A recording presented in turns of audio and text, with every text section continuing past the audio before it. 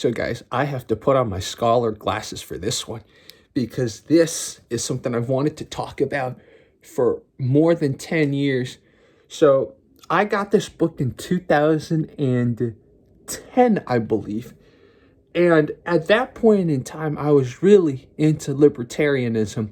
For those of you who don't know what libertarianism, not liberalism, libertarianism means, it's basically a political philosophy that involves letting people be. So socially, politically, economically, you're all liberal. So that means no government control in people's lives, in the marketplace, or in general. So if that sounds a little bit too free to you, that's a common criticism. Now, Ayn Rand is celebrated in libertarian circles. Again, I have to emphasize libertarian, not liberal. This is something that, unfortunately, the reason why I have to emphasize it is because people who don't know this term get really confused and automatically switch over without me emphasizing, for those of you who think I'm repeating myself. So Ayn Rand is very celebrated in the libertarian circles because besides papers and speeches, she wrote 3 very famous books that espouse a very radical brand of libertarianism called objectivism.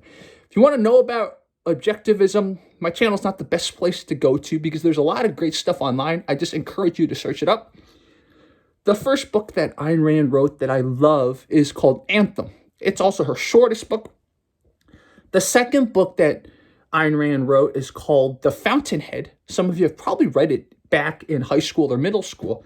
The third book is her what's called magnum opus. That's a Latin word for her most representative or her best book. It's called Atlas Shrugged.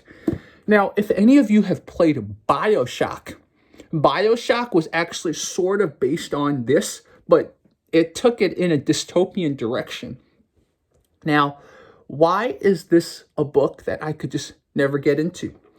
So, Ayn Rand, she's a very, very intelligent, good writer. And that is central to my frustration with this book. Because I know how good she can write, I know for certain that if she really tried, she could write a masterpiece. Now, why do I have to say that? Because in this book, she doesn't try completely. What do I mean by that? So there's a few characters in this book that she makes very, very obvious that you want to sympathize with. One guy's the Reardon guy. Another is a lady named Dagny. And there's a third character, I forgot his name. It's been a while since I read it. Now, those 3 characters written in very complex 3-dimensional ways. You really feel like they're real people. Now, the opposing side, they're not written that way. The opposing side is written in a way where they're so one-dimensional. You can obviously tell they're pulled from a drawing board, so to speak. They're not representative of a real human. And see, if this were any other writer, I'd be like, okay, maybe the writer's not talented. But having read other Ayn Rand works, I know that she's a good enough writer, a talented enough writer, especially since she's showing by writing the quote-unquote good guys, good girls in this book, that she knows how to write really complex characters. But that means that she's purposefully writing the opposition, the people we shouldn't agree with, we shouldn't feel for. She's writing them purposefully simplistic. And that just rubs me wrong. We're all human, right? Even if you disagree with someone, we're all human.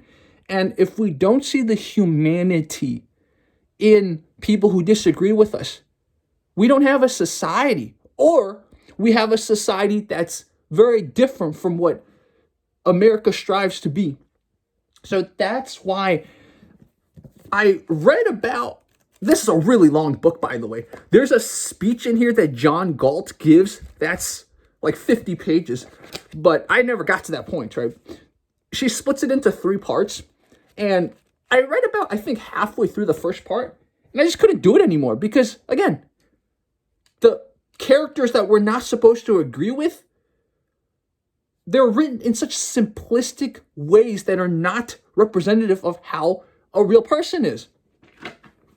And at the least, that's lazy, but beyond that, that's manipulative. If you want me to really feel for a point of view, if you really want me to agree with you, you got to be able to show the good and the bad of any opposing or differing view and help me see that despite all that, the view that you're trying to espouse is still the best. That's how you thoroughly convince people. Remember this. This is very important.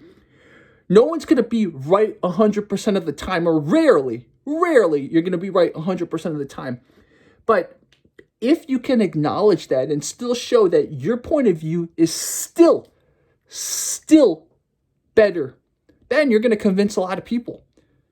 So she honestly didn't need to write the opposition in such a simplistic way. Or, as I'm saying that, it gives me another idea. Maybe she did need to, because maybe objectively, and I don't mean it the way she uses objectivism, I'm talking about objectively as in you stand from a third-party view and you really look down without biases.